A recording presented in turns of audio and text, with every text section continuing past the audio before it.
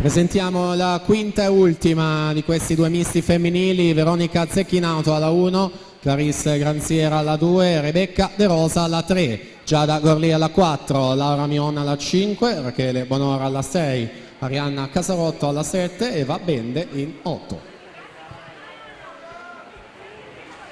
Quarta batteria in corso, Angelica Cappelletto in vantaggio in corsia 4, 29,64 la sua frazione farfalla, 35,12 frazione dorso. Angelica Cappelletto classe 04 per Antares nuoto, 2 argenti ai criteri di Riccione nei 100 e 200 farfalla, mentre terza è stata in questa prova dei 200 misti, terza anche nei 400 misti allo stadio del nuoto di Riccione.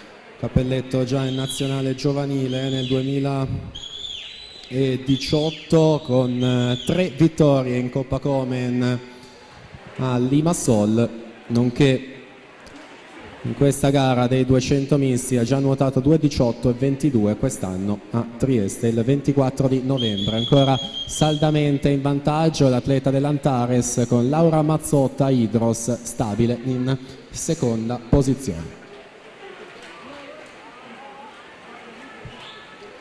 Ultima vasca quindi dello stile libero per completare questa penultima batteria, 2:20,73 al momento è il miglior tempo di Giada Alzetta. Angelica Cappelletto fa 2:18,62, quindi passa al comando della classifica. Laura Mazzotta 2:22,51 al momento è in quarta posizione complessiva. Ci siamo alla partenza, quinta e ultima batteria.